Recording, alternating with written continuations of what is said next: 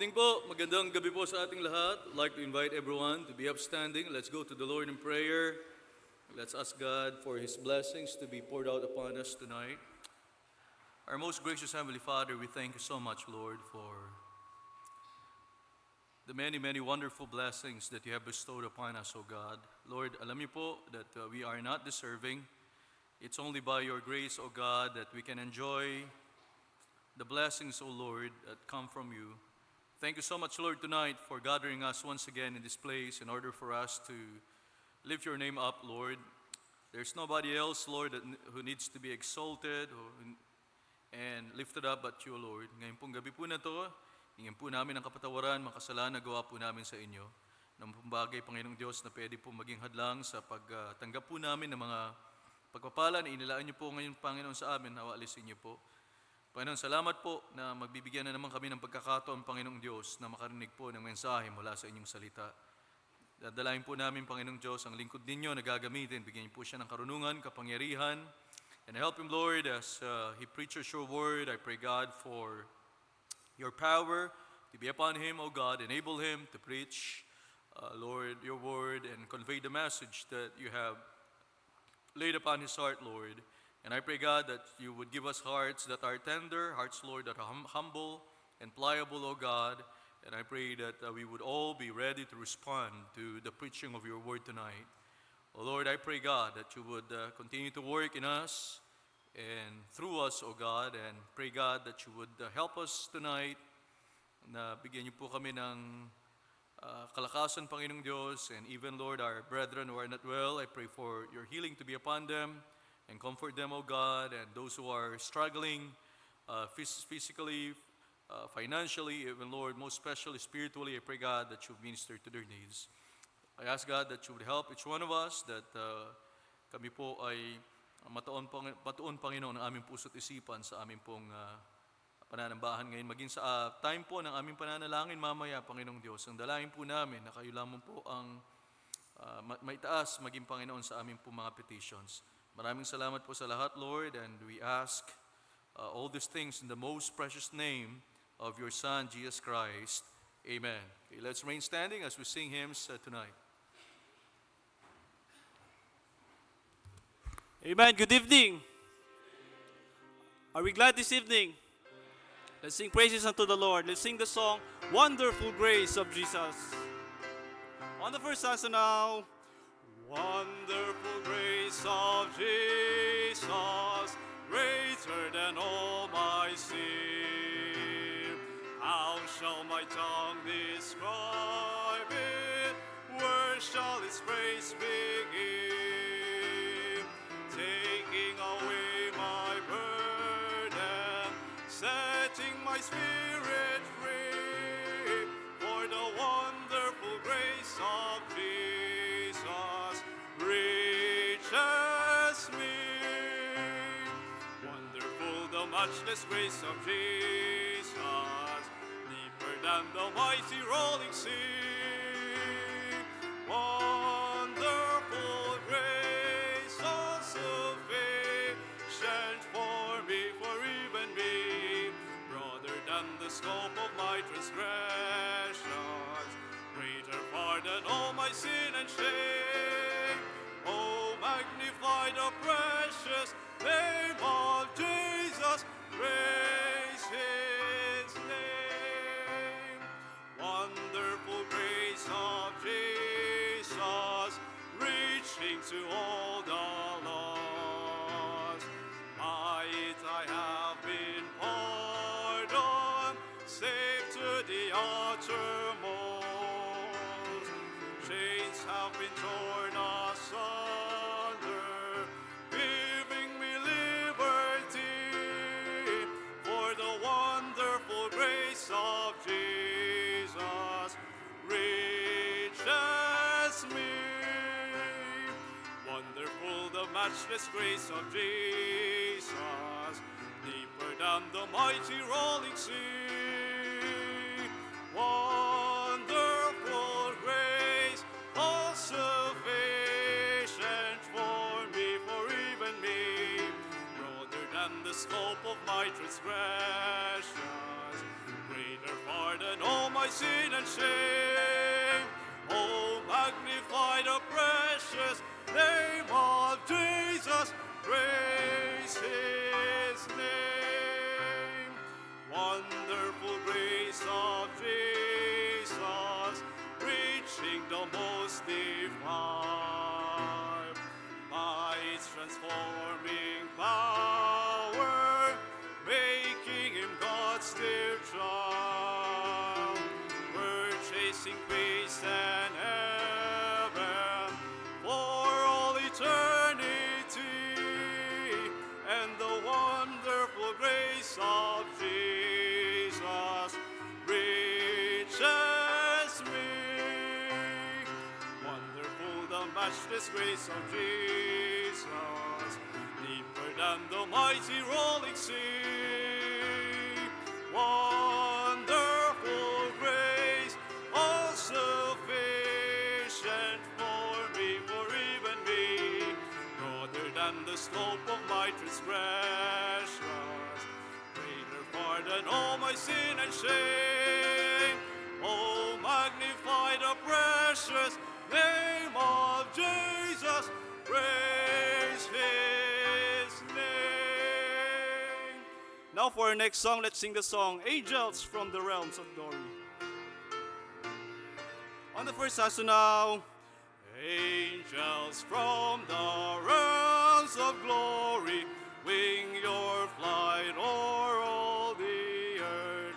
Ye who sang creation's story, now proclaim Messiah's birth. Come and worship, worship Christ the newborn King. Shepherds in the fields abiding, watching o'er your flocks by night.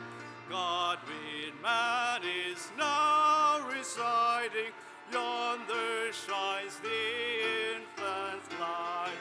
Come and worship, worship Christ the newborn King. Sages, live your contemplations, brighter visions beam afar. Seek the great desire of nations, ye have seen His natal star. Come and worship, worship Christ the newborn King. Saints before the altar bending, watching long in hope and fear. Suddenly the Lord descending, in His temple shall appear. Come and worship, worship Christ the newborn King. Thank you. You may now be seated. Good evening po ulit. Magandang gabi po. Good evening. It's a blessing to be in the house of the Lord on a Wednesday night. And so thank God for this time. Sa ating po mga bisita, meron po tayong mga first-time guests. I'd like to welcome you to our midweek service and prayer meeting. At salamat po sa Panginoong Diyos na buhay pa tayo. Amen? Ilang araw na lang. And we will bid farewell to 2025 and say hello to 2026. No? And so, but thank God because this year, He has been so faithful, no? And good. Sa bawat isa po sa atin. At thank God, Lord willing, by God's grace, abot pa tayo ng 2026, ilang araw na lang po. No? Next week ay 24th na, and then it happened that the last day of the year is falls on a Wednesday too. No? So kaya praise the Lord. At siguro napansin nyo yung mga camera natin ngayon, no? Kaya ingat-ingat po tayo kasi baka mahagip tayo niyan. Yung mga inaantok o kaya natutulog, no? Ay yan na, challenge. Stay awake. Amen? Gising po ba tayo ngayon? Amen. Praise the Lord. At ilang ano rin tayong walang live stream na po. But praise the Lord because God is the one who blesses us. The reason why the Lord is blessing a church is para mag-improve tayo. Amen? I remember what Pastor Randolph preached about, last Wednesday, Sabi niya, I want more, I want more. Don't stop craving or don't stop dreaming, that the Lord can, or aspiring that the Lord will use us in greater ways and also mag-improve. No? We can improve, amen? We can improve. In a few days' time, again, matatapos na po ang taon na to. At if we would look back, masasabi kaya natin, nagawa po natin yung pinakamainam natin para sa Panginoong Diyos. Pero kung hindi pa, the Lord is giving us another opportunity by the grace of God this coming year, 2026. And I know that the Lord can perform greater things through our lives. Yes, the Lord has accomplished some things this year sa mga buhay po natin, pero we can do more. We can win more. Amen? We can win more souls for the Lord. I would like to welcome ngayon pong gabi na to. First time po nila. It's their first time na magkasama na nakaupo. Sabi ko sa kanya doon sa bride kahapon, na ngayon hindi na, wife na. Sabi ko, dati doon ka nakaupo, mama. But ngayon dito ka. I would like to welcome, i-welcome po natin si Mr. and Mrs. Rick Freyo. Ayan, ito tumayo. Ayan. Praise the Lord. Amen. Purihin po ang Diyos. No? At talagang hintay lang. Amen. Kanina, nasalubong ko sila kanina eh. No? Kaya sa dormitory, and we thank God for that. At sabi ni Ma'am Grace, kaya kayo, yung mga first year students, maghintay kayo. Sabi niya, 3 years. After 3 years. Pero, of course, God's time. God's time. So, but thank God for that. At tayo po'y natutuwa sa bagay po na yan. Alright, for our announcements po, mamaya ay magkakaroon po ng meeting yung Missions Committee. During prayer time, we'll just pray together. We'll hold that at the pastor's office. And so, we'll do that po, And of course, next week, next Wednesday po ay 24th na. So, katulad na na-announce last Sunday, ay magkakaroon po tayo ng lunch fellowship muna at 12, We will be on time kung 12 o'clock. Kung gusto nyong sabay-sabay tayo, before 12, nandito na tayo. Amen? Kasi eksaktong 12, kakain po kami. Kasi yan we don't want to defeat the purpose of holding our service earlier. Kasi kapag naghintayan tayo, baka umabot rin sa hapon. So right after ng lunch, after lunch po, I will have our service kagad. And so that at least you will have ample time to spend with your family during ito pong holiday na to. So 24th and 31st, yan po yung gagawin po natin. Tomorrow po ay meron pong Christmas fellowship, yung mga academy staff members and students tomorrow. And then yung young ones, tomorrow rin na hapon. Young ones po at 5 p.m. And then on Friday, yung pong seminary, at 8 in the morning. And then on Sunday, tuloy-tuloy na yan, mga kapatid. Sunday, lunchtime, yung couples, fellow couples fellowship. And then, yung pong sa gabi naman, yung pastor's class, Alam ko may mga Sunday school classes po na mga Christmas fellowship din. Alright, at this time po, I guess that's all the announcement we have. And so, at this time po, I would like to ask yung ating magbibigay ng, o mag-read ng ating missionary letters. I guess we have 2, am I right? Dalawa ba?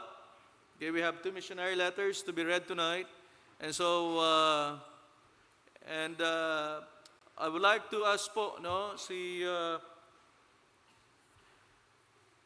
I would like to ask si Brother Von to pray for the missionaries, That would be, yung mga magbibigay po ng report, o kaya yung mga letters nila ay babasahin ngayon pong gabi na to.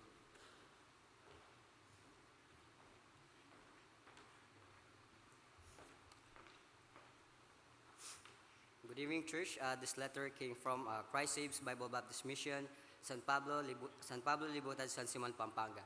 Dear Pastor Elisa Banghal and Mountain View Bible Baptist Church family, therefore, my beloved brethren, be steadfast, unmovable, always abounding in the work of the Lord, for as much as you know that your labor is not in vain in the Lord. 1 Corinthians 15:58.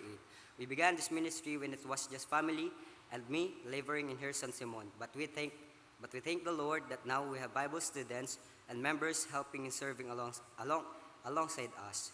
Truly, God is faithful. Let us continue to serve Him diligently, for He will surely bless our labor of love for Him. Baptism. We praise and thank God for Brother Rosen Paracha for his profession of faith and for following the Lord in waters of baptism. Let us continue to pray for him as he grows in the Lord. We also thank God for Brother Alexander De Jesus, who is now 53 years old. He was once as a man who never went to church, but because of his son, who is already a member here and dedicated in prayer and serving to God and leaving a good testimony at home, God began to work in his heart. The father who once never attended church started going, become a faithful, and now the Lord has led him to attend Christ Saves Bible Baptist Mission in New San Simon. Truly, God sought him and found him. As he continues to grow in the Lord, he is now willing to forsake all things that may hinder him from glorifying and serving God. On his birthday, September 14, 2025, he chose to follow the Lord in the waters of baptism, obeying God's and testifying that he has repented of his sins, accepted Christ as his Lord and Savior, and is now committed to serve him. We praise and thank God for his marvelous work in Brother Alexander's life. He is now one of our church drivers, faithfully serving the Lord. To God be all the glory. Mid-year Kids Store. We praise God for his privilege of ministering to children at our Rainy Days store. We sing Bible songs, teaching exciting action-filled stories, and hold age group session where will children learn about God's plan of salvation. They also enjoy fun and education lessons that help them grow in both knowledge and faith. After their lessons, the children can use the points they have earned to buy items from the kids store. A fun way to reward their learning and good behavior during the Sunday school extension classes. Rain or shine, we thank God for the faithful members who always show up. Praise the Lord for his goodness and for every child and helper involved. We're also grateful to all the people and church members who have shared their blessings with these children. Choir Appreciation Sunday. I will sing unto the Lord as long as I live. I will sing praise to God. My God, I will sing praise to God while I have my being. Psalms 104, verse 33. We give thanks and praise God. We praise to God for each our choir members and their faithful service in the choir ministry. Though we are 14 in number, we acknowledge and appreciate every one of them of their dedication and their willingness to stand with us for what Bible says. They have remained faithful in our church services and fellowship, actively involved in our church and soul-winning ministry, and have shown good testimonies through their Christian conduct and modest apparel. That's why we thank and praise God for their commitment and dedication in leading us in worship through songs. We encourage them to continue lifting their voices together in praise, giving glory to God with joyful hearts. Thanksgiving. We thank God for souls that have been saved and baptized. Truly, God moves in our hearts of people, no matter who they are or what background they have. We thank God for providing Christians who are willing to help in the ministry by fetching people and children to come to church. Prayer requests. New mission house. Please pray as we search for a new mission house, a place where we can worship and gather for a ministry. So winning and discipleship program. Pray that more souls will be saved and baptized, and that more members will be encouraged to disciple others as we continue the work of evangelism and teaching. Young people surrendered to the Lord. We praise God for 2 more young people who have surrendered their lives to the Lord and desire to enter to Bible school. In the next school year, Please pray for them as they follow God's will for their lives. Prayer for my wife. Please pray for my wife. She is 6 weeks pregnant. Pray for a healthy baby. She will have her labs test and ultrasound this coming Saturday, November 15. Please pray for good health, for good result. Comfort for the Bello family. Pray for God's comfort upon the Bello family, their father. Our 72 years old member, Brother Ernesto Bello, has gone home to be with the Lord. Please pray for God's wisdom, provision, protection, strength, and good health for me and my family. Thank you for your partnership in gospel. We are deeply grateful for your faithful prayers and continued support for the Lord's work in here San Simon, Pampanga. Your partnership encourages and strengthens us to keep serving the Lord and reaching more souls with the gospel. Truly, your labor and generosity are great blessing to our ministry.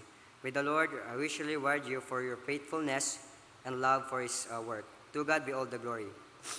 Your fellow servants, for the gospel's sake, Pastor Kenneth Renalyn and Rafaela K. Garcia.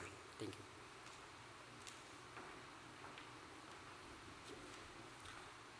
A blessed evening, church. This letter came from the Sangma family, our missionary to Bangladesh, and it reads, Dear Pastor and church family, grace and peace to you in the name of our Savior, Lord Jesus Christ.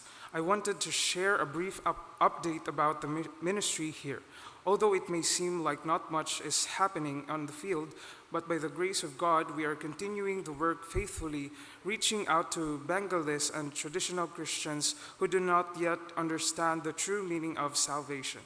We continue distributing our gospel tracts, and by God's grace, we are still receiving calls from those who have read them.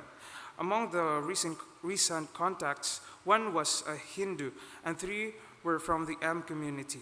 Out of these 4, 2 requested a Bible.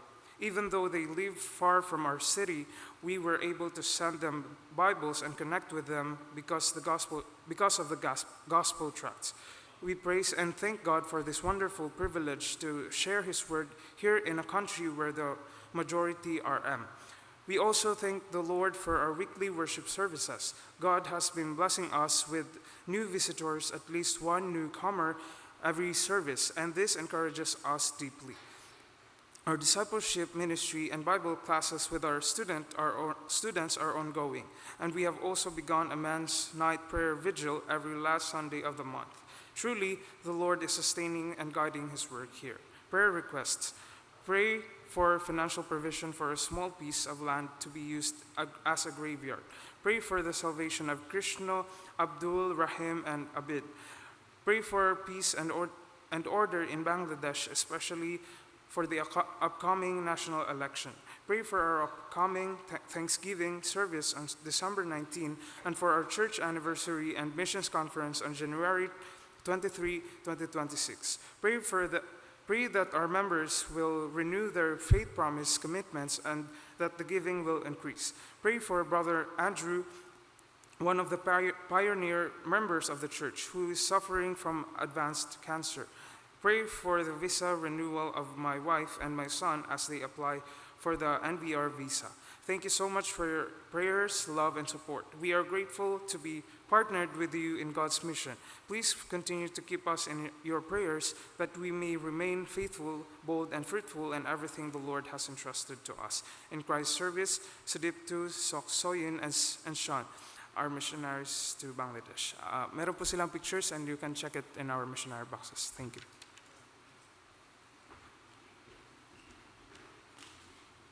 Tayo po tayo lahat, tayo manalangin. Dakila namin Diyos, Lord, maraming salamat po sa ginawa po ninyo sa buhay po ng bawat isa sa buong maghapon, Lord.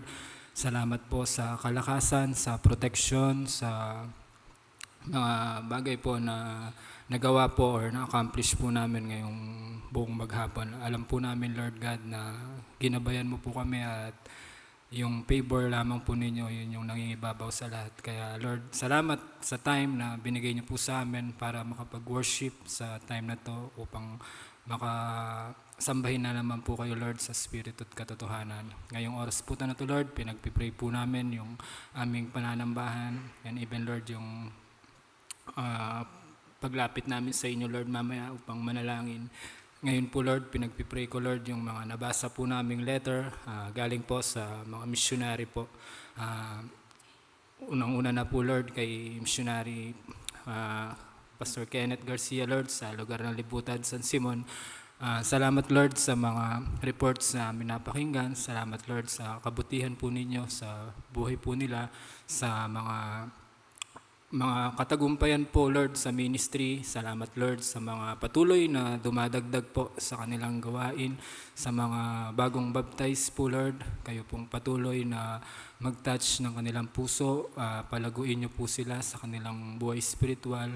At salamat, Lord, sa mga buhay na meron yung nabanggit po sa report na naging good testimony po itong tao na to. Kaya Lord, meron pong naligtas. Kaya Lord, patuloy po na kami nagpapasalamat na may mga ganito po kayong ginagawa, opportunity sa amin, Lord. Alam po namin na hindi po namin kayang magligtas, pero Lord, help niyo po kami palagi sa aming mga buhay, sa aming testimony, Lord God.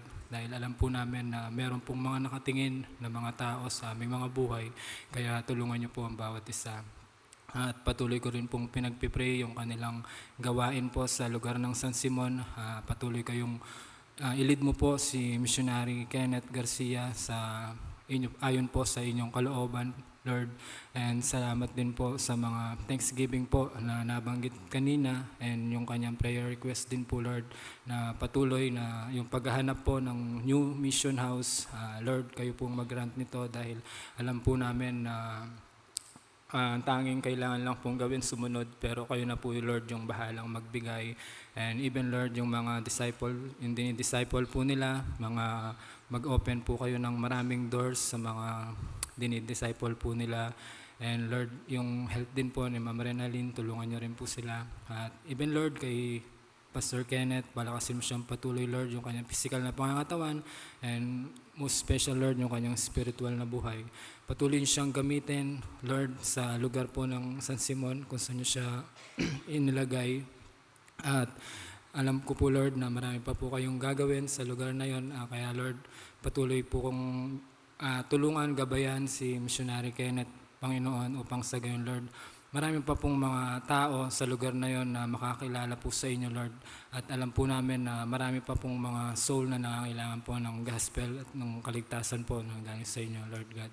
And alam ko po, Lord, na kayo po yung nakakaalam sa lahat ng kanilang mga prayer requests. Kaya, Lord, kayo po yung tumugon, kayo po yung nakakaalam, Lord God. At maraming salamat po kay Missionary Kenneth. And even, Lord, yung Sang family sa Bangladesh. Salamat din po, Lord, sa mga good reports na aming napakinggan. Salamat po ng marami dun sa mga tao po na nagpaabot or nag-request po ng mga about sa Bible, na nagka-interest po, Lord, sa mga ganitong opportunity, Lord. Salamat ng marami dahil alam po namin dun sa lugar na yon kung gaano kahirap, Lord, yung pagbibigay ng mga tracts or pagbabahagi po ng iyong ebanghelyo. Pero Lord, alam po namin na palagi po kayo nandyan, kaya patuloy niyong ginagabayan yung mga inyong lingkod na patuloy na ginagamit. Kaya patuloy po namin silang pinagpipray sa inyo, Lord God. At nawa, Lord, maisama rin po namin sila sa aming mga personal prayer. And Lord, salamat din po dun sa mga Thanksgiving po na napakinggan po namin, and even, Lord, yung kanyang prayer request po na yung paghahanap po ng small piece na lupa, nawa, Lord, kayo po yung mag-provide, and even, Lord, yung pag-aayos ng kanilang mga papeles sa kanyang family.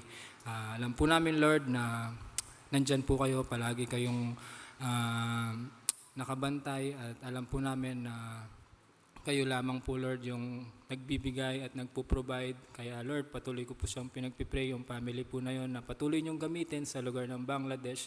Na even, Lord, na isa po itong lugar na to na mahirap i-reach yung mga tao, Lord. Dahil alam naman po namin na yung main doon is Yun nga po Lord, yung mga Muslim people Lord. Pero Lord, naniniwala po kami na mas makapangyarihan po kayo Lord, mas makapangyarihan yung gospel. Kaya Lord, patuloy po namin silang itinataas sa inyo, tinatagubiling Lord, na patuloy nyo silang gamitin. And even Lord, sila missionary Jun Manuel din po sa lugar ng Bangladesh, patuloy po namin silang inaalala, gabayan at patuloy Lord na gumawa kayo sa lugar ng Bangladesh at ma-reach pa po yung buong lugar na yon, yung mga hindi pa po naaabutan ng Ebanghelyo. Nawa Lord, abutin mo sila sa pamamagitan ng mga tao na ito. Kaya Lord, maraming salamat po sa mga missionary na handang lumabas po, handang humayo. Kaya Lord, patuloy po namin silang pinagpipray, and isa po ito sa mga bagay Lord na nakakatuwa at nakakasaya na mapakinggan Lord. Kaya Lord, tulungan mo po ang bawat isa na maging faithful po sa aming pagbibigay, sa aming mga faith promise, and even Lord sa paparating na faith promise commitment renewing, patuloy po kayong gumawa sa mga tao po na nandito. Yung heart po, patuloy niyong i-touch Lord, dahil alam po namin Lord, yung mga pera na nabibigay is hindi po nawawalang bahala, dahil Lord, walang katumbas na halaga yung mga napapaabutan ng mga ebanghelyo Lord sa pamamagitan ng mga pera na ito. And most especially Lord, yung aming panalangin sa mga tao po na umahayo, nawa Lord, maisama po namin sila sa aming mga kanya-kanyang mga panalangin. Even Lord, yung aming mga missionary, local, mga foreign, hindi ko na po sila Lord mabanggit, pero kayo yung nakakaalam, at patuloy po namin silang tinataas sa inyo na ingatan nyo po sila, saan man po sila naroon, provide nyo Lord yung kanilang pangailangan, and even yung kanilang mga spiritual na buhay, patatagin, palakasin mo po sila Panginoon, provide mo kanilang mga provision, and yung protection po, igawan nyo po sa kanila.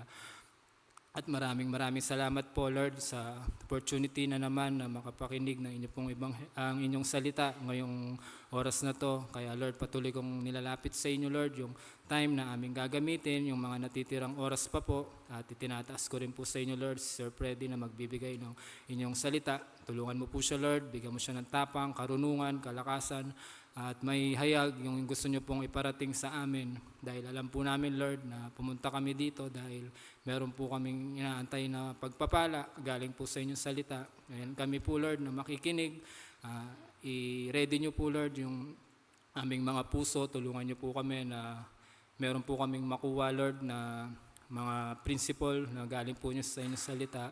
At Lord, hindi po kami aalis dito Lord sa inyong bahay-sambahan na wala pong pagbabago sa aming mga puso, sa aming mga buhay. At higit sa lahat Lord, yung turo po na nanggagaling po sa inyong salita is makita po sa aming mga kanya-kanyang buhay.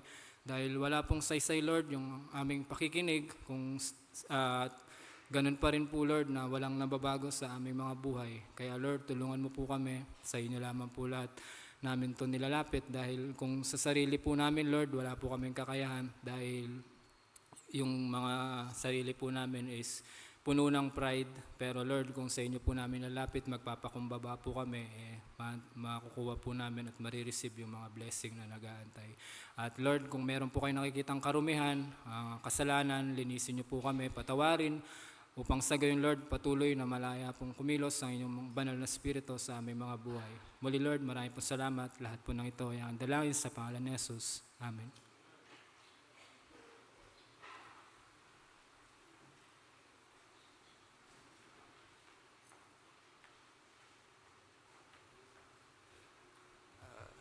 Invite ko po ulit tumayo lahat para habang umakyat po yung seminary choir, katayin po natin yung Joy to the World, yung first stanza po. On the first stanza now, joy to the world, the Lord is come. Let earth receive her King. Let every heart prepare Him room. And heaven and nature sing, and heaven and nature sing, and heaven and nature sing. Sige po, pwede na po kayo makaupo.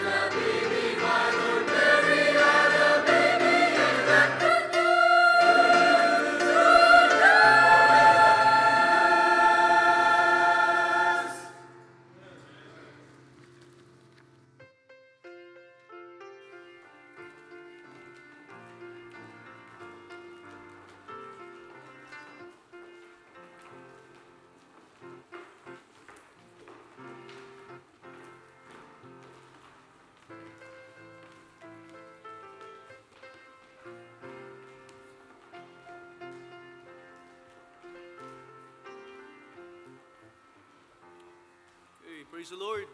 Thank you so much, seminary students. And so this week hanggang Friday na lang po sila. At sana ay next year, bumalik sila lahat. Pag-pray po natin mga kapatid, ano? Maraming pwede mangyari sa 2 weeks eh. Kaya we need to pray for them and we need to ask God for His strength and sustaining grace to be upon them during this Christmas holiday. Pagkat alam naman po natin yung kalaban natin ay gumagawa at patuloy po siyang gagawa para po pigilan itong magandang plano ng Panginoong Diyos sa mga buhay ng ating mga Bible school students. No? And so they will be back. Some of them will be back to their respective churches sa Friday, lalo yung mga malayo. No? Sa Friday po, no? Friday after ng aming Christmas fellowship. And then I think a few ay sa Saturday, if I'm not mistaken. But they would be, ang balik nila ay, ang klase po, uli, magre-resume sa January 6. Tama?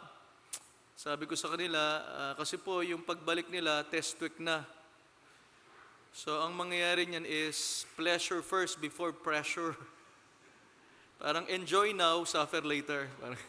Parang ganun, ano? Pero pag-pray po natin sila that the Lord will help them, that they would be back. Sana sila ay nakahanda na talagang mas lalo pong marami pong gawin para po sa Panginoong Diyos. At in fact, hindi naman para sa kanila lang yan, ano? Para sa atin lahat. This coming year po, I know that the Lord will open more opportunities for us to serve Him. And so I hope that we would grab each and every opportunity that we will have this coming year, 2026. And panalangin po natin sana mag-save na maraming kaluluwa ang Panginoon this coming year. No? At hindi lang po mag-save, kundi sana ma-disciple natin at makasama po natin sila sa ating mga pananambahan. So this time po, I will come to the most important part of our service, and that's the preaching of God's Word. Ang ating pong speaker ngayon, siya po yung isa sa mga pinakabagong church staff member. At thank God, this year, 2025, is his first year. No? Pero he's a blessing. No po? He's a blessing po sa academy. He's a blessing to the church. And I thank God for his life. And I know that tonight he would be a blessing to us and also the message that he would preach to us. So without further ado, I'd like to invite si Brother Ferds, Sir Ferds Madulid to come. Ang talagang pangalan niya is Freddy. Pero tinatawag siyang, tama ba? Freddy. Pero ang tawag po sa kanya, Ferds. Pero Freddy po, Freddy Madulid. No, Brother Freddy Madulid. Sige, Brad. So, yeah.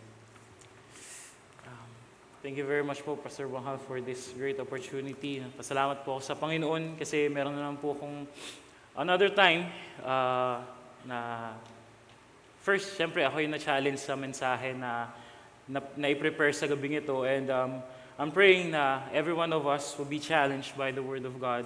No, actually, itong mensahe na pinrepare ko, is nagdadalawang isip ako sa title. Wala akong title.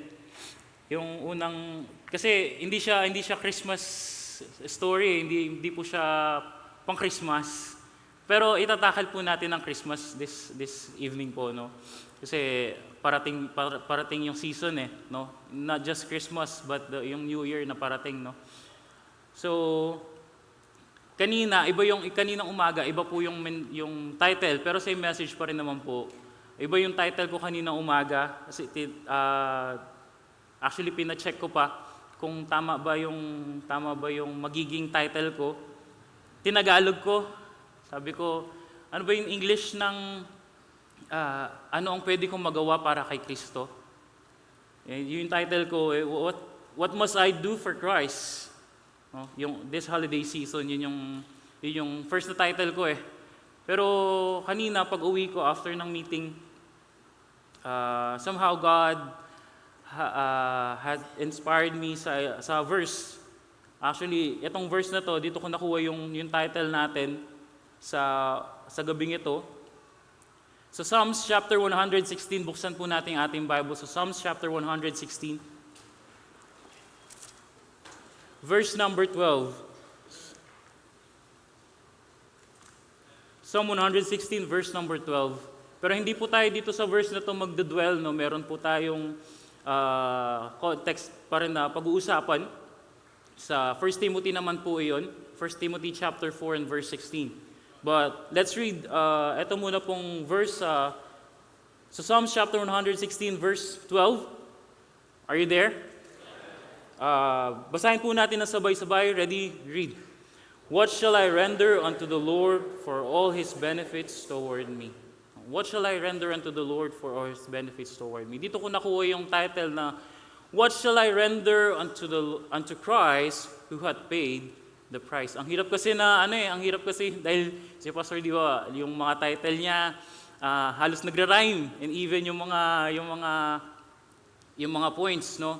Siyempre, bilang mentor namin si Pastor, mentor natin si Pastor, gusto nating i-incorporate yung style, no?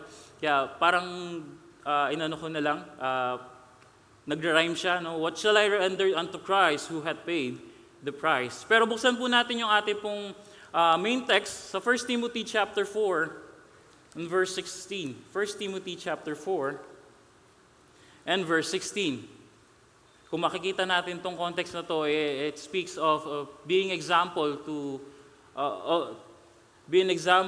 the believers, no?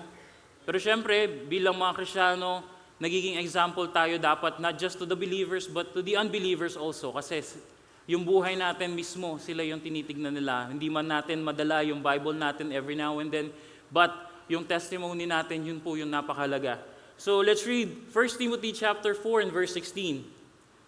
Let's read this all together. Ready? Read. Take heed unto thyself and unto the doctrine, continue in them, for in doing this thou shalt both save thyself and them that hear thee. Pray po tayo. Panginoon Diyos, maraming salamat pong muli sa oras na pinagkaloob po sa bawat po sa amin. Lord, malapit na po yung celebration, yung Christmas season, yung December 25, and even, Lord, yung New Year, yung paparating na New Year, 2026. Lord, tulungan niyo po ang bawat po sa amin, yung bantayan po, Lord, yung mga testimonies po namin. Dahil alam po namin, Lord, may mga nakatingin sa amin. Merong bumabasa ng mga buhay po namin. And ano po yung maibibigay po namin, ano po yung maipapakita namin sa bawat tao na nakatingin po sa bawat po sa amin. What shall I render unto Christ who has paid the price? Lord, tulungan niyo po ako sa gabi pong ito. Tago niyo po ako sa inyo pong likuran. Pahiramin niyo naman po ako, Lord, ng strength, ng ability, ng wisdom, Panginoon Diyos, to preach your word. Dahil, Lord, itong katawan ko, Lord, personally, I'm weak. Kulang sa tulog. Pero Lord, tulungan niyo po kami. Help us, Lord, to focus on your word. Help us, Lord, to meditate upon it. And, Lord, challenge us once again ng salita po ninyo. Patuloy kayo na may taas sa aming pong kalagitnaan kung sa madalayan pasalamat sa pangalan ni Jesus. Amen. You may now be seated. So yung ating pong text is, dito ko lang po kinuha yung binasa po natin sa Psalms. Pwedeng yun na rin po yung aking yung text Pero somehow dinidirect po talaga ako ng Panginoon dito po sa 1 Timothy. Kasi yung sabi sa Psalms chapter 116 verse 12, What shall I render unto the Lord for all His benefits toward me? I will take the cup of salvation and call upon the name of the Lord. No? Ang ganda. I will pay my vows unto the Lord now in the presence of all His people. Precious in the sight of the Lord is the death of His saints. No? Ibang ano na po yun. Pero sabi niya sa verse 16, O Lord, truly, I am thy servant. I am thy servant. And the son of thy handmaid, thou hast loosed my bonds. No? So kung titignan natin, pwede nang ito yung mensahe, pero somehow the Lord is really leading me dito po sa ating text in 1 Timothy chapter 4 verse 16. No? Na, again, paparating na naman po kasi ang holiday season. No? In few days time, December 25 na. Although hindi natin talaga alam na kung ang birthday talaga ni Jesus Christ is December 25, but we are celebrating na isang araw, merong dumating na Hesukristo. Yun naman po yung mahalaga is mag-celebrate tayo na one day may dumating na Jesus Christ para pagbayaran yung mga kasalanan natin at ngayon na-enjoy natin yung kaligtasan na meron po tayo. So, the holiday season is often filled with excitement, activities, and tradition, no? Sa mga old religions natin, tradition na siya, no? There are gifts to give, no? Fellowships to attend. Sa atin, fellowship. Pero sa iba, parties talaga no? Talagang party. Pero sa atin, fellowship, no? And schedules to manage, no? Yet in the midst of this celebration, a crucial question confronts every believer. What shall I render to Christ? Yun po yung question na naglilinger sa buhay dapat ng bawat isa sa atin. Ano yung pwede kong ibigay sa Panginoon? Ano yung pwede kong ibalik na paglilingkod sa Panginoon? Kasi hindi naman po natin mababayaran yung ginawa ng Panginoon Pero yung paglilingkod natin, yun lang naman po yung hinihingi ng Panginoon para sa atin. Yung paglilingkod natin. Now, as a Christian, buhay pa tayo because we have the Great Commission. Meron tayong task, meron tayong responsibility na hindi lang tayo basta saved. Kung hindi, save tayo and gusto ng Panginoon na yung bawat isa ay maligtas din, makakilala sa ating Panginoon. The world focuses on decorations and entertainment. Yun ang mundo. But God focuses on dedication and testimony. Yung kung ano tayo sa harapan ng Panginoon. No? Kung ano dapat tayo sa harapan ng Panginoon at sa harapan ng ibang tao. Kasi, sabi nga natin, hindi sa lahat ng bagay makikerry natin yung Bible natin Pero one thing na mai-impart natin sa mga tao is yung buhay natin, yung testimony natin, yung buhay na binago ng Panginoon magmula nung tinanggap natin siya bilang sarili nating Diyos at tagapagligtas. The Apostle Paul writes to Timothy, a young servant of God, reminding him that his life and doctrine must remain faithful. No, yung buhay natin, and even sa atin na mananampalataya, na yung buhay natin and yung doctrine na napapakinggan natin every now and then, no? Yung salita ng Diyos na nababasa natin every day, yun dapat yung nagre-remain sa atin. Yes, yung mundo, nandiyan yan nakapaligid sa atin, nakapalibot sa atin, no? Pero mas makapangyarihan pa rin yung Diyos natin no?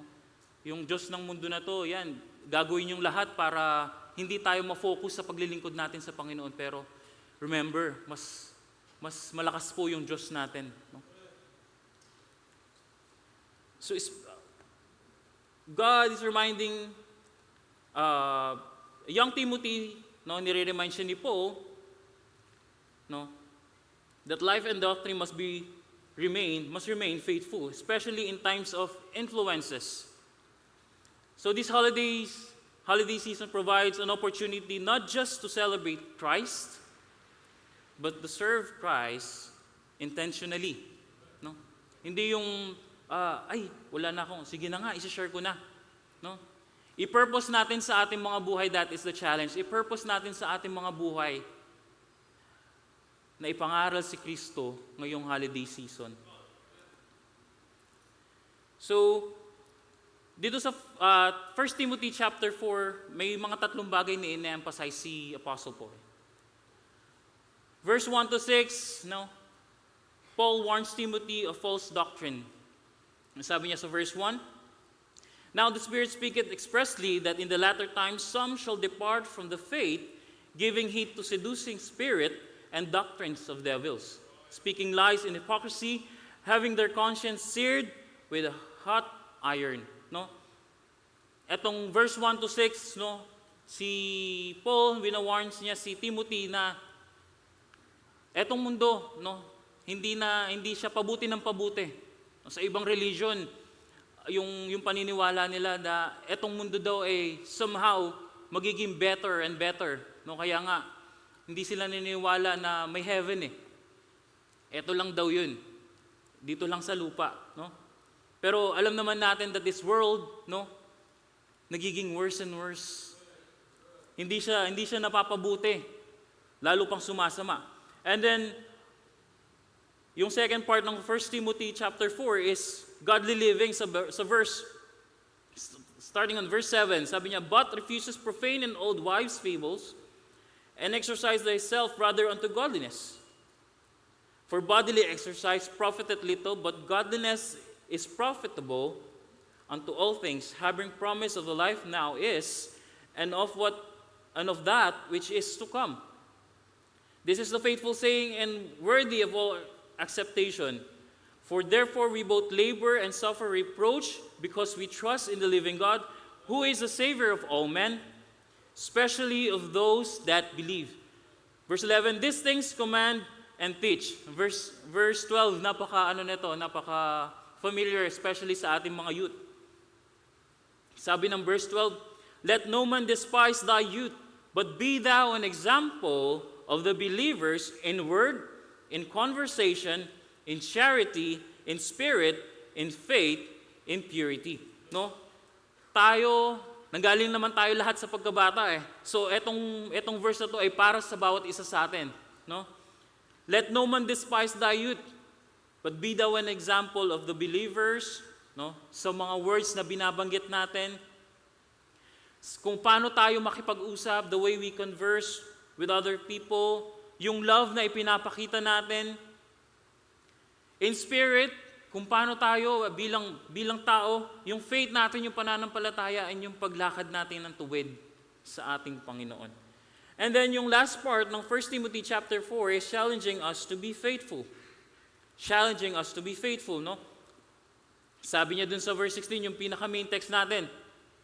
Or dun sa sige, basahin ko na po ng verse 13.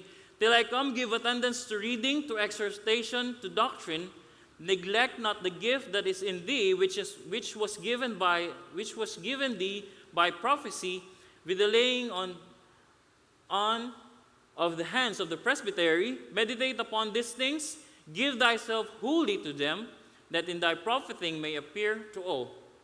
Take heed unto thyself and unto the doctrine. Continue in them. For in doing this, thou shalt both save thyself and them that hear thee. I was, na-devotion ko to minsan before kami mag-street preaching, no, that we need to take heed sa kung ano yung doctrines na na-receive natin at pinapaniwalaan natin. Kasi kung hindi tayo magiging careful, pwedeng masuway tayo ng ibang doctrines eh. Pwedeng yung doctrine of the devils, yun yung ma-preach natin, makita natin, ay, oo nga, no, ganun pala yung interpretation. Kung hindi tayo magiging careful sa mga napapakinggan natin, ibang interpretation yung maibibigay natin sa mga tao. Kaya napaka-importante to take heed unto the doctrine. Take heed unto thyself. No? So verse 16 is Paul's final and strongest exhortation. Sabi dito, watch your life, guard your teaching, and stay faithful, because our life or our testimony will be first. Take heed unto thyself. First point natin, guard your personal walk. Take heed unto thyself, guard your personal walk. Paul begins with the word, take heed unto thyself. So before Timothy could minister effectively to others, he need to watch his own life. Even sa atin po na mananampalataya. Kaya nga napaka-importante that you need to examine yourself.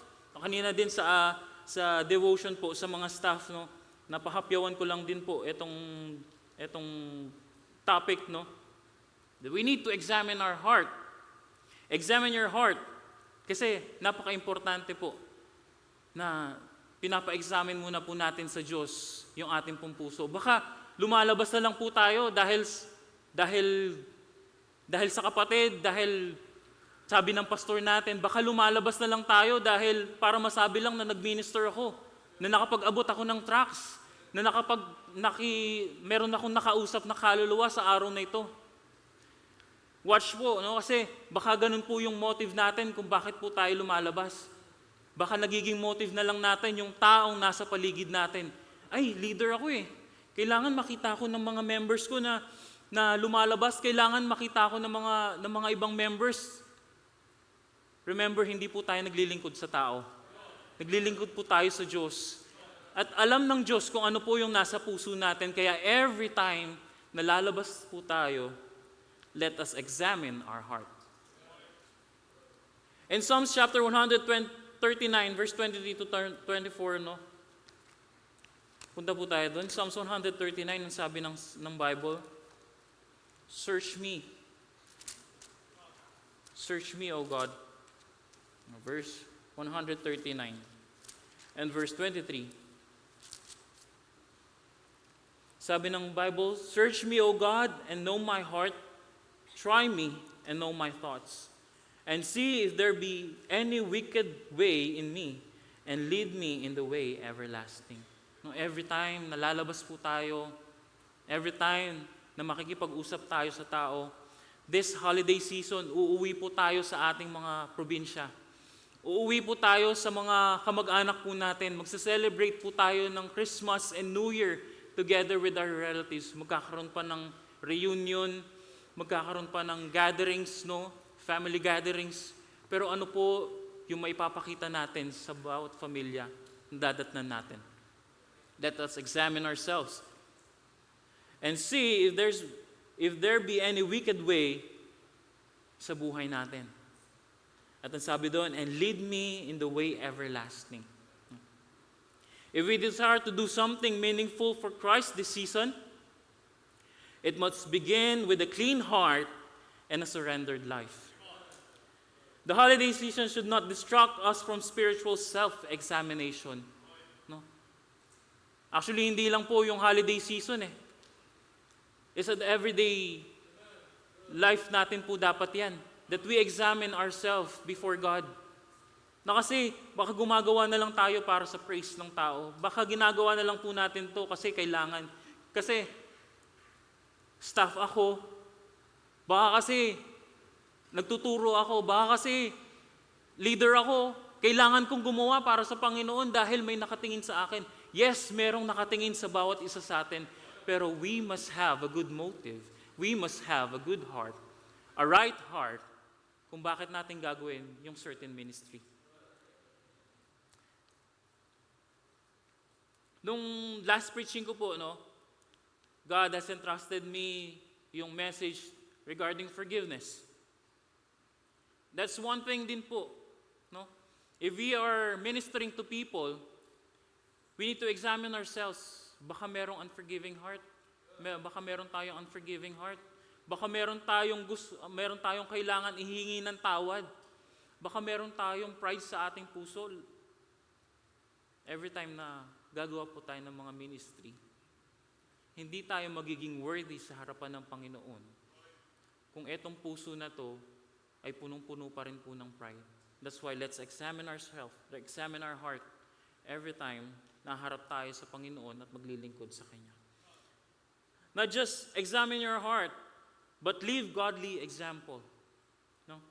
1 Timothy chapter 4 and verse 12, yung nabasa natin kanina. Let no man despise thy youth, but be thou an example of the believers in word, in conversation, in charity, in spirit, in faith, in purity. No, sa lahat ng bagay, inisa-isa lang po ito, pero ibig sabihin, yung buong buhay natin, gawin nating example, not just to the believer, but also to the unbelieving people. Na yung buhay natin, dapat nare-replicate natin yung buhay ni Christ. Yes, hindi tayo perfect tulad ni Kristo, but we are, pinapamature tayo ng Diyos.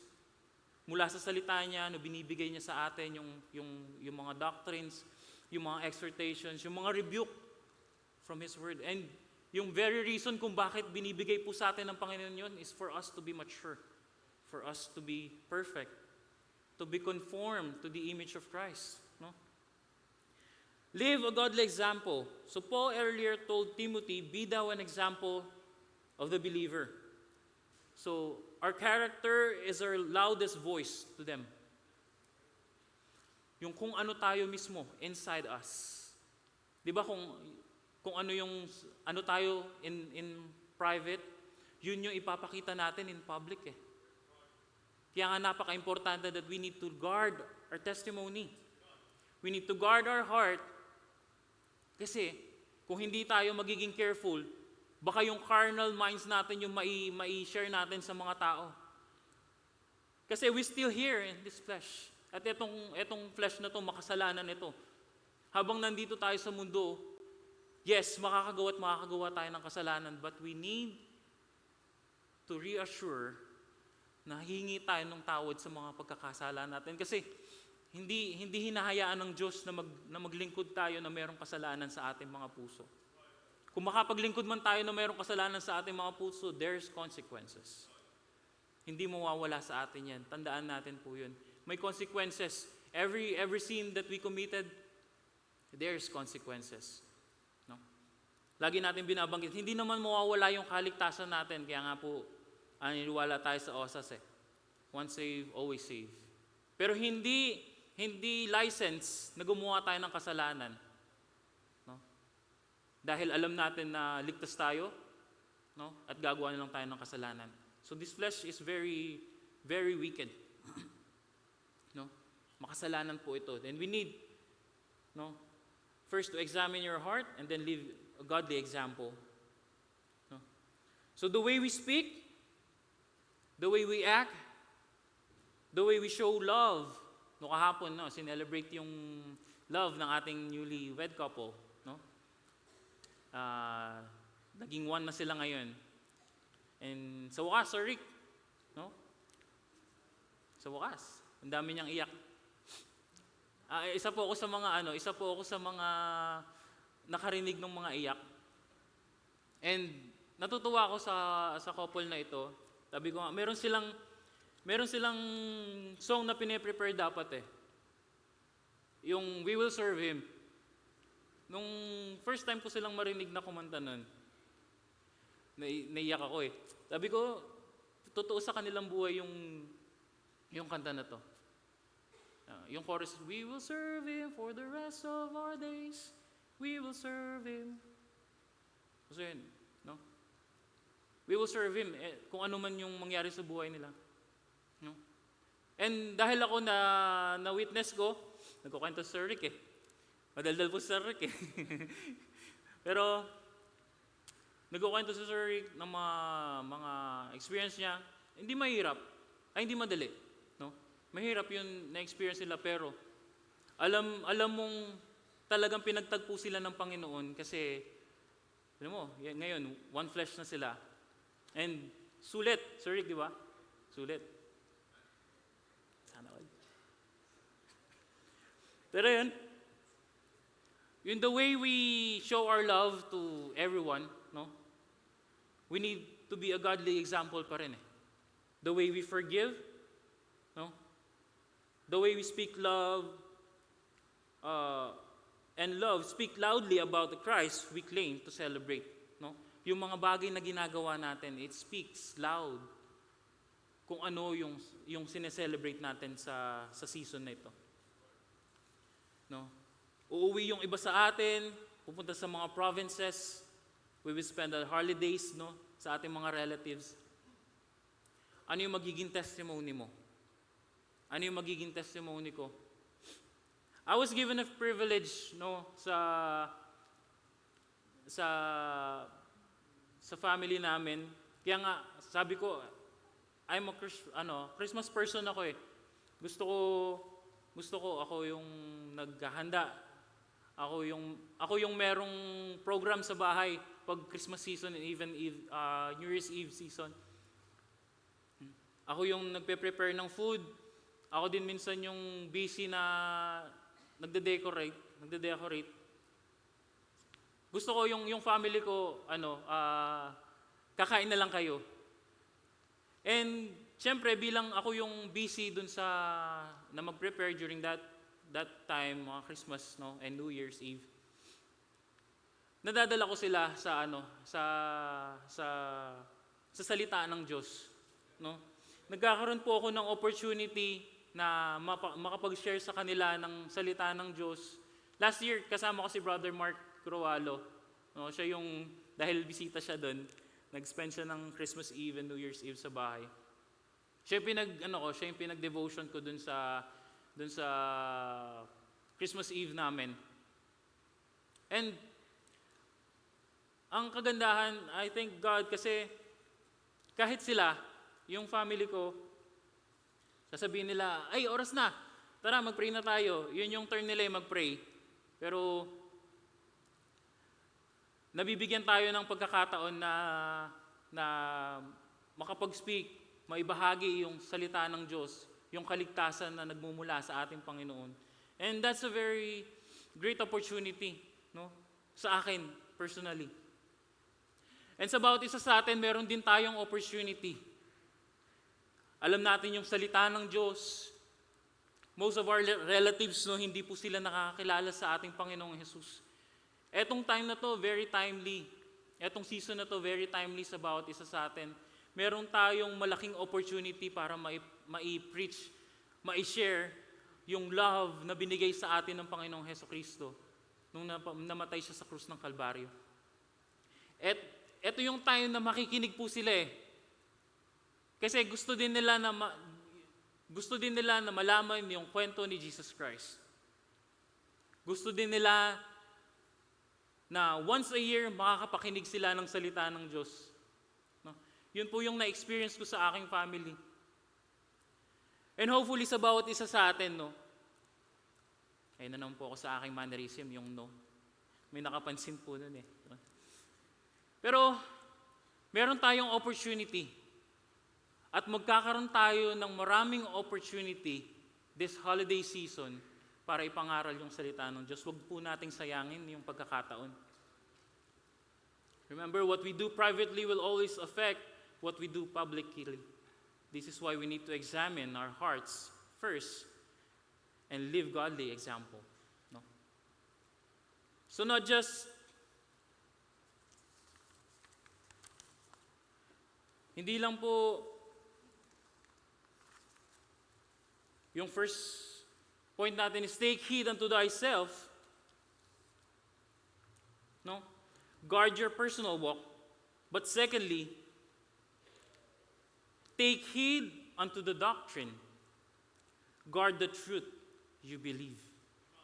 Take heed unto the doctrine. Guard the truth you believe. Take heed unto thyself and unto the doctrine. No? The holiday are filled with mixed messages. Marami dyan, yung message nila about Santa Claus. Marami dyan, yung message nila is pure giving.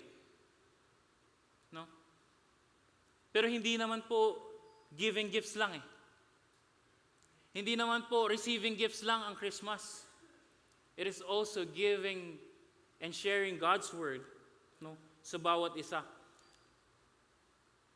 And it's also a season of forgiveness, season of love. No? These are true. But aside sa mga messages nito, Christ must remain the center of the celebration. Hindi natin dapat tanggalin yung main focus natin, which is Christ, yung pagdating niya dito sa earth, no? Para iligtas tayo na makasalanan, no? Letter A, hold fast to biblical truth.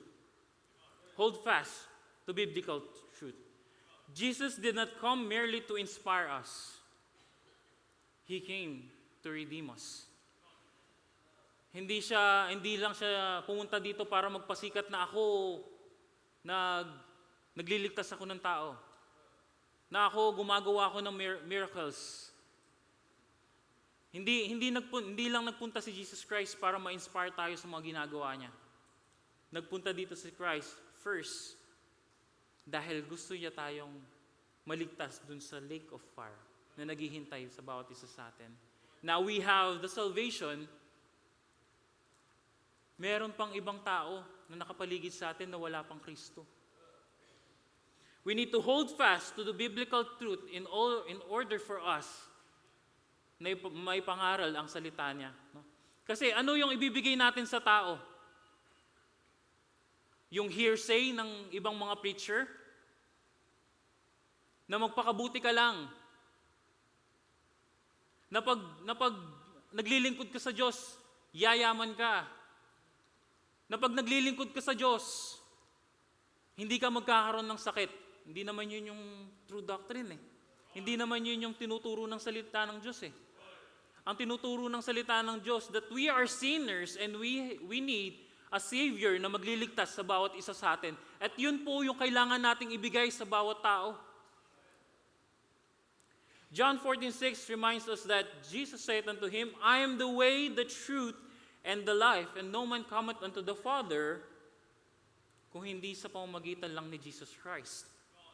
Yun po yung kailangan nating ipangaral at hindi yung good works, hindi yung kung ano man po na doctrine na sinasabi ng mundo. Guarding doctrine means holding firmly to who Christ is and why He came. So Paul continues, sabi niya, and unto the doctrine, sabi niya doon, take heed unto thyself and unto the doctrine. Kaya we need to take heed not just to ourselves, dun sa personal walk natin, but unto the doctrine na naririnig natin. Right living must be matched with right believing. Lagi nga nating naririnig si Pastor Banghal na what we believe about God determines how we live. Kung ano yung paniniwala natin sa Diyos, yun yung lumalabas sa atin eh. Yun yung buhay natin. Yun yung nagiging testimony natin. And we can do that by continuously and faithfully reading and meditating on God's Word.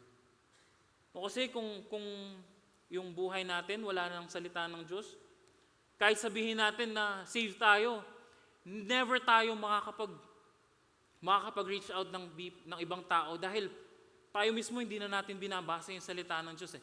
Kaya napaka-importante na kahit matanda na tayo sa pananampalataya, yung salita ng Diyos ay palagi pa rin nating pinag-aaralan. Kasi etong verse na to, etong verse even sa chapter 4 and verse 12, ilang beses na natin tong nababasa. Mga young people, ilang beses nang dinidevotion sa atin to, pero every time na napapakinggan natin tong mensahe na to, etong verse na to, meron at merong panibagong mensahe na ipapahatid sa bawat isa sa atin. Kasi sabi rin ng Hebrews na yung kanyang salita is quick, buhay, and powerful, and sharper than two-edged sword, piercing unto the dividing asunder of, busan ko na lang po, sa Hebrews po, chapter 11, ayokong mag-paraphrase. I think Hebrews chapter 11, 4:12, sorry. Hebrews chapter 4, verse 12. Sabi niya dito, for the word of God is quick and powerful and sharper than two-edged sword, piercing even to the dividing asunder of soul and spirit, and of the joints and marrow, and is a discerner of the thoughts and intents of the heart. So yung salita ng Diyos, discerner kung ano man yung iniisip natin eh. Kung ano man yung nais nating isipin or kung ano man yung iniisip natin as we read the Word of God, no, ma-shock na lang tayo. Ito yung gusto kong sabihin eh. No? Kaya nga napaka-timely pag nagbabasa tayo ng salita ng Diyos, makikita natin laging naka sa buhay natin. Laging nangungusap sa buhay natin kasi nga ang salita ng Diyos is quick, buhay, and powerful. No? And kung meron man pong kasalanan sa buhay natin as we read the Word of God, no, yung salita niya is a sword. No, susugatan niya yung ating pong puso na maramdaman natin kung gaano kasarap yung salita ng Diyos sa buhay natin, no. So, hold fast to biblical truth. And letter B, pati yung bond paper ko po kinakabahan. Share the true message of Christ. not just hold fast to the biblical truth, but yung ating responsibility is to share the true message of Christ. That in Luke chapter 2 verse 11, no, na naging text din po natin ito last time. No, even si Sir Jed naging text niya po ito at napasadahan ko rin po nung ako po ay nag-speak. Luke chapter 2 and verse 11. Sabi dito, "For unto you is born this day in the city of David a Savior, which is Christ the Lord." Ano po ba yung true message of this season? Ano po ba yung true message ni Christ? Siya po ay dumating dito sa mundo in the humblest way of birth para ma-reach na even yung pinakamababang nilalang po sa mundo. No? Hindi lang po yung may knowledge, hindi lang po yung mayaman, hindi lang po yung malakas, and even yung mga bedridden people na rin. Para sa kanila, para sa bawat isa ang salita ng Diyos. Para dumating si Jesus Christ dito para sa bawat isa. Doing something for Christ in this season includes speaking truth. Yun po dapat yung ginagawa natin. Speaking truth, sharing the gospel, and pointing others to the real meaning of Christmas. Yung Christmas hindi lang po gift-giving. Yung Christmas never si Santa Claus. Yung Christmas hindi po para magbati yung mga magkaaway, kundi ang Christmas is the birth of Christ para ang bawat isa sa atin magkaroon tayo ng everlasting life after this life. Yun po ang true meaning ng Christmas. Dumating si Jesus Christ para pagbayaran yung kasalanan ng bawat isa sa atin. Sabi po ng Romans chapter 5 and verse 8. Romans chapter 5 and verse 8. But God commended His love toward us in that while we were yet sinners, Christ died for us. Nung dumating si Kristo sa mundo na to, nung ipinanganak siya, alam ng Diyos na mamamatay po si Kristo sa krus ng Kalbaryo. Dahil nga po, sa kasalanan ng sangkatauhan. And He endured that. Even yung pagpapasakit sa going to the cross of Calvary, in-endure ng ating Panginoon para sa akin, para sa bawat isa sa atin. Kasi kung namatay siya before siya ma-crucify, hindi mapufulfill yung promise ng Diyos. Na ang salvation ay mapufulfill sa pagdanak ng dugo ni Cruz sa krus ng Kalbaryo. At kung hindi na-endure ng ating Panginoon yung buhay niya until dun sa cross, namatay siya habang going to the Mount Calvary. Habang pinapasakitan po siya, biruin nyo, yung crown of thorns na nilagay po sa kanya. He endured that because of me, because of every one of us. Dahil mahal niya po tayo. And hindi niya po gusto na kung sino man sa atin na mapahamak. Kaya nga, we need to share the gospel and point others to Christ.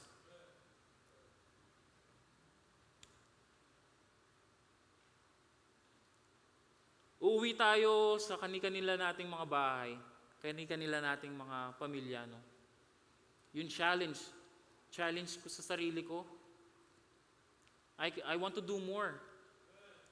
Kasi, nung last Christmas kantata, I praise and thank God kasi yung family ko, andito sila. At yung kuya ko na matagal ko nang pinagpe-pray na mabahagian ng salita ng Diyos, dumating po siya dito. Yung kuya ko na yun, isa sa mga, may pinakamatigas na puso sa amin. Ayaw niyang mag-show ng love. Kasi maton siya eh. Malaking katawan niya eh.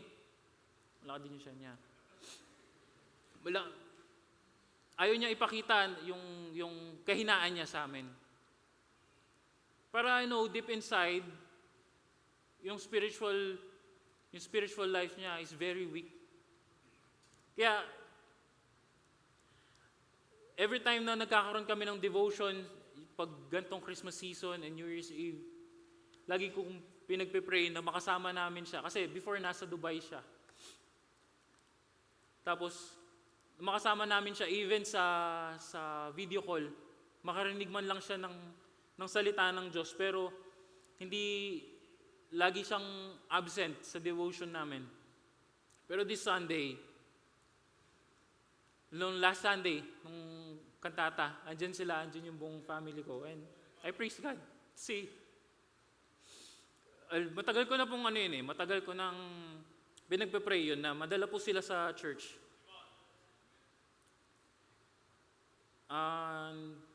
Ayun, nakapakinig ng salita ng Diyos. Pero alam ko medyo hard pa rin yung puso niya. Pero yung makapakinig lang ng salita ng Diyos ay parang isa ng answered prayer para sa akin. Pero siyempre, ang pinaka-answered prayer sa akin is yung siya mismo tatanggap siya bilang sa atin, Panginoon, na bilang sarili niyang Diyos at tagapagligtas. And sa bawat isa sa atin, meron tayong mga kamag-anak, meron tayong mga relatives pa na hindi pa nakakilala sa ating Diyos, kay Jesucristo bilang sarili ng Diyos at tagapagligtas. This holiday season, ito po yung opportunity natin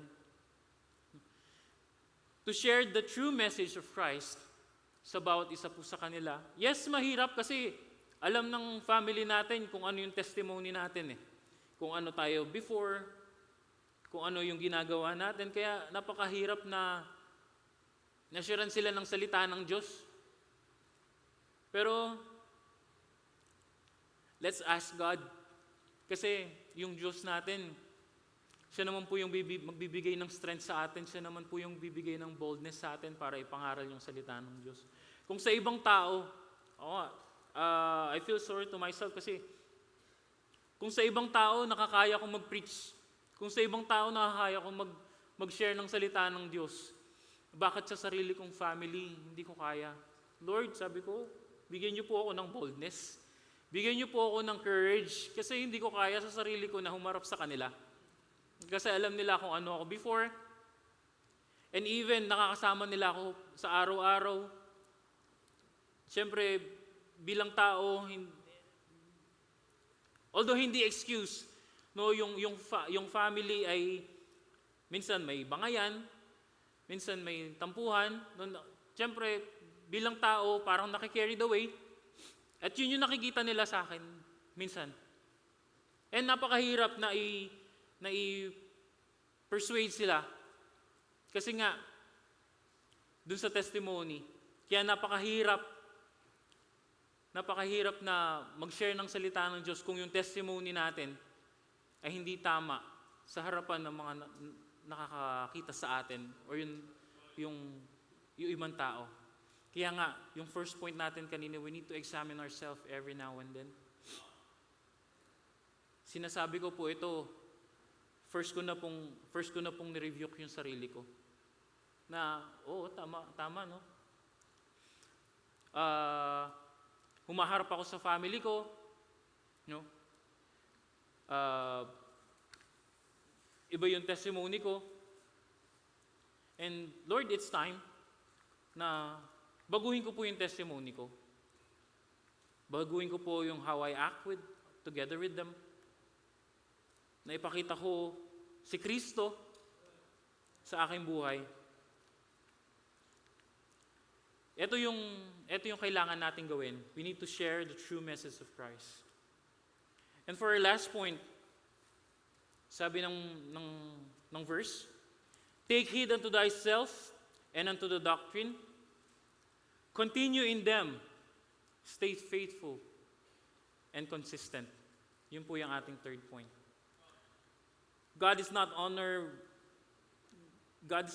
by temporary devotion, but by consistent obedience. Hindi na-honor yung Panginoon natin yung sala sa init, sala sa lamig tayo. Kasi nga nabanggit din natin, lagi nababanggit ni Pastor Banghal, walang lukewarm Christian.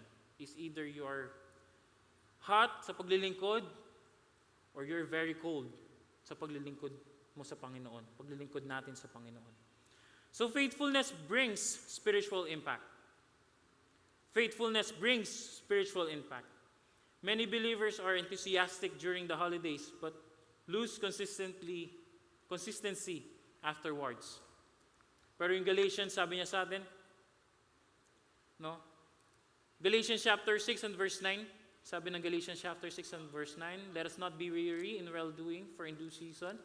No, kung ano yung ginagawa natin, magre-reap tayo eh. Chapter 6 and verse 9, ang sabi niya po, and let us not be weary in well-doing, for in due season we shall reap if we faint not. Wag po tayong manlupaypay. Wag sana tayong ma-discourage sa paglilingkod natin sa Panginoon.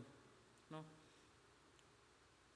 Kasi ang promise niya, for in due season we shall reap. Kung hindi tayo madi-discourage, if we faint not.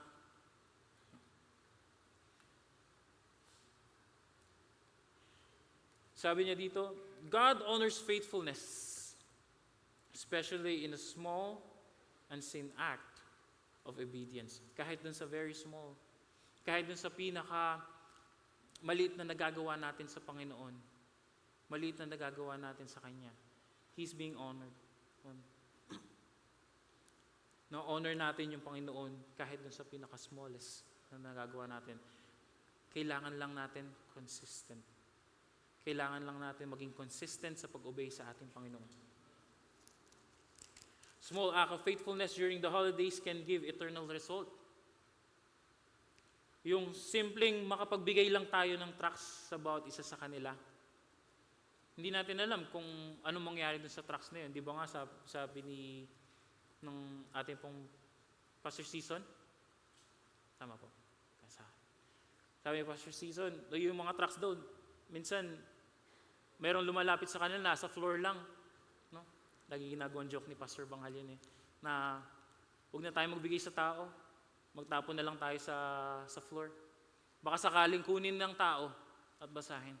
Kasi hindi natin alam kung anong pwedeng mangyari sa simple tract na yun. Meron po tayong bagong tract ngayon, nakakaaliw po. Salamat sa Panginoon, meron po tayong panibagong approach on how we converse with unbeliever. No? Kasi timely, gift po yung nandun sa tracts natin. And this season is, sabi nila, season of giving. No?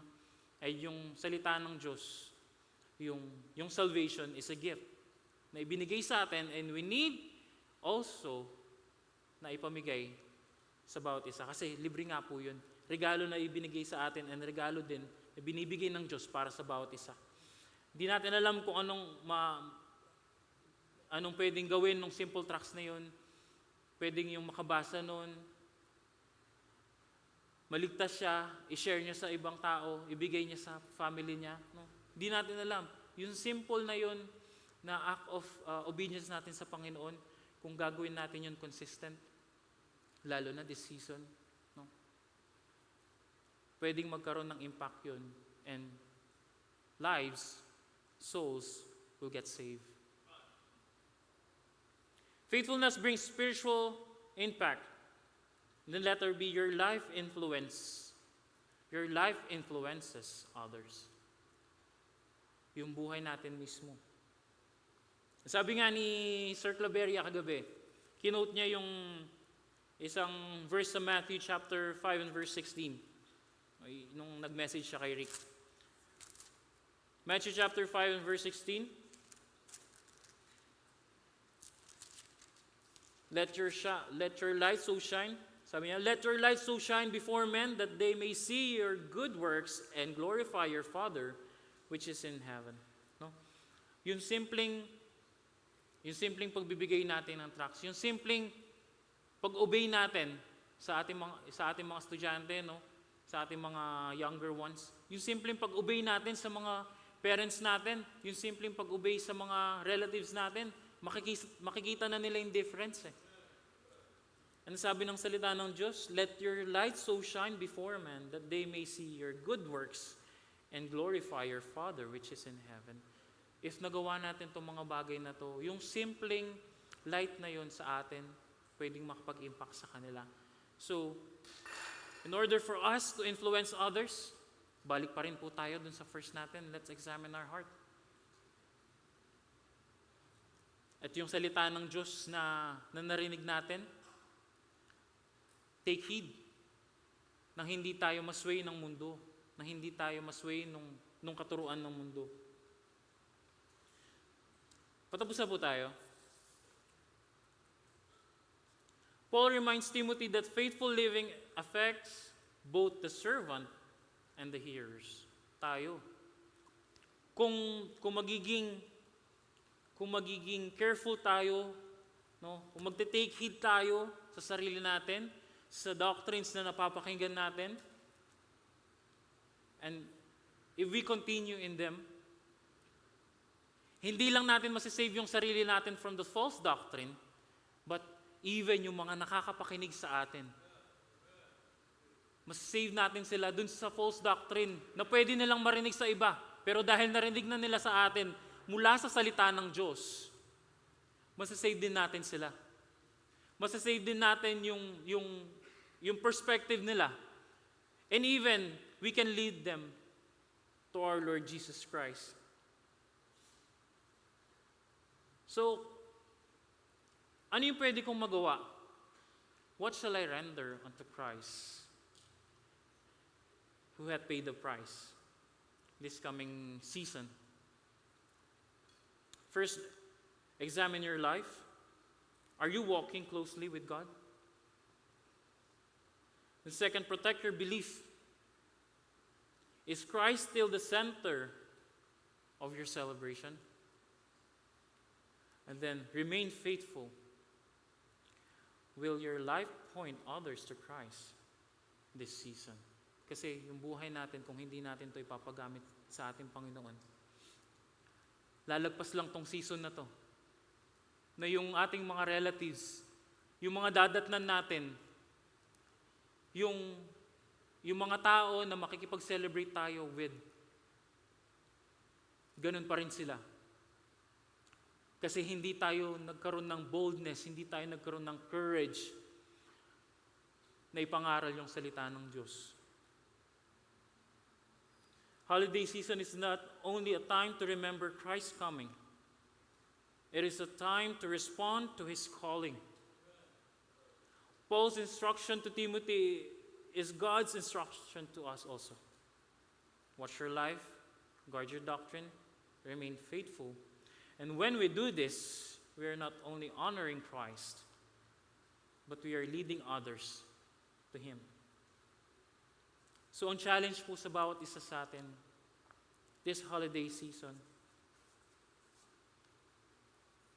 ano yung pwede kong magawa kay Kristo ngayong Pasko? Ngayong New Year. Ano yung pwede kong magawa kay Kristo? As we go on our separate places, yung ating mga Bible students, uuwi sa kanilang mga provinces. Tayo, some of us, pupunta sa ating mga relatives sa provinces. Or even, magstay tayo, yung iba mag-i-stay sa kanilang mga bahay. May pupunta mga relatives sa atin. This is our opportunity. Ito yung pinakamagandang opportunity para sa bawat isa sa atin na ibahagi yung salita ng Diyos. Mahagi natin yung pagmamahal ng Diyos na ibinigay niya mula sa manger unto the cross. Yung challenge sa bawat isa sa atin, ano yung pwede natin magawa para kay Kristo sa mga darating na araw pa. No? So, tumayo po tayong lahat and let's pray. Dear God and Heavenly Father, maraming salamat po sa oras na pinagkaloob po ninyo. Salamat, Lord, sa salita po ninyo na nag-share sa amin. Nagbigay ng challenge sa amin. Salamat, Panginoon Diyos, dahil yung salita po ninyo is quick and powerful. Buhay ito. makapangyarihan. Na yung salita po ninyo makakapagbago ng tao. Yung salita po ninyo makakapagligtas ng kaluluwa. Lord, help us na kami na mga anak po ninyo, na maibigay po namin yung salita po ninyo sa mga relatives po namin this coming Christmas, this coming New Year. Na hindi po namin sasayangin yung opportunity, Lord, na pinagkakaloob po ninyo. Na timely, pinag-uusapan yung birth of Christ. At ang responsibility namin is to share yung gospel, ang salita po ninyo. That you died, naglibing kayo, nabuhay na muli. Para kami, ang bawat isa na patay sa kasalanan, someday, magkakaroon kami ng buhay na walang hanggan. And we are blessed, Lord. Kami na meron ng kaligtasan, naway, bigyan po namin ito ng importance, Panginoon, sa aming pong mga buhay. Na hindi po kami maging selfish this season. Na hindi po kami maging quiet regarding sa salita po ninyo. May pangaral po namin, Lord, give us boldness. Give us courage, Lord. And give us the word na ipapangaral namin sa mga relatives namin. Patuloy kayo na mangusap sa buhay ng bawat po sa amin, Lord. Challenge niyo po kami ng salita po namin, ng salita po ninyo. At ang taas na binigay niyo po sa amin, isundin yung salita po ninyo. Tuloy kayo na mapurihan sa kaligitnaan po namin. Kung samat na nahin po, salamat sa pangalan ni Jesus. Amen.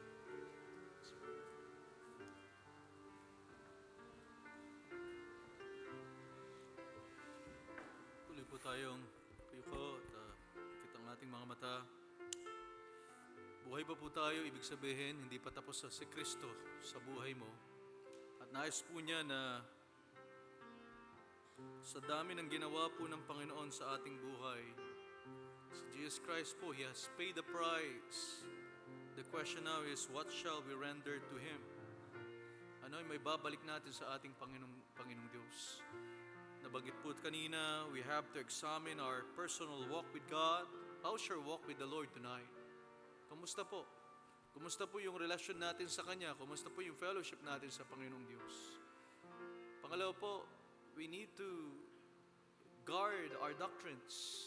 Kasi at any moment, ay pwede po tayong masway ng mga false teachings, mga strange doctrines. And then, ang challenge po is, let's continue. Stay faithful. Kung kayo po ay naging matapat na sa Panginoon, kayo po ay naglilingkod sa Panginoon, you can do more. You can do more for the Lord. Hindi po natin mapapantayan ang ginawa ng ating Panginoong Diyos. Pero may isang bagay po tayong magagawa, we can walk in gratitude dun sa mga ginawa po ng Panginoon sa ating buhay. As our song leader sings tonight, the altar is open for invitation. Would you come this evening? Would you come? Ngayon pong panahon na to, magkakaroon tayo ng pagkakataon para may pangaral po ang Ebanghelyo po ni Kristo. Para po maging witness po tayo sa ating mga mahal sa buhay. Would you take that opportunity, mga kapatid? Would you grab that opportunity to preach the gospel to the lost? Marami po mga tao na wala pa po sa kanila si Kristo, marahil magkakaroon po kayo ng family gathering. Nabanggit po kanina ng ating preacher that we have bagong tracks po.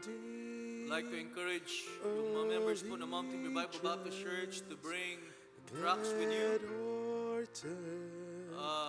Alam ko po na marami the Lord will open up opportunities for us to share the gospel this holiday season. Would you take that opportunity? You come to the Lord, sabihin mo sa Panginoon, Panginoong Diyos, tulungan niyo po ako.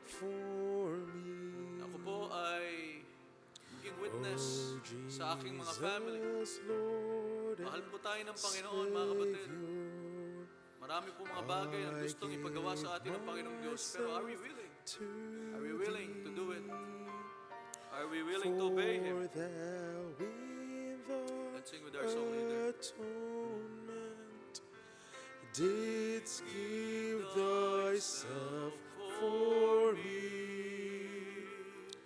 I own no other master.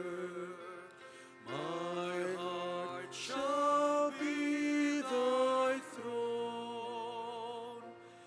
My life I give henceforth to live. O Christ, for thee alone. Let's sing the last verse, the last verse.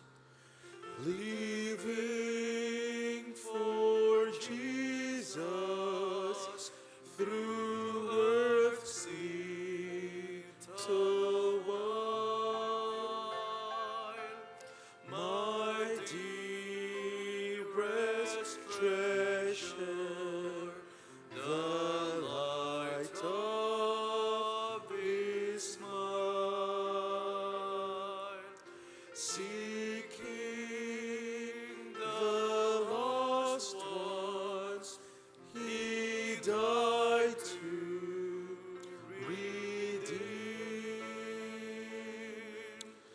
bringing the weary to find rest in Him.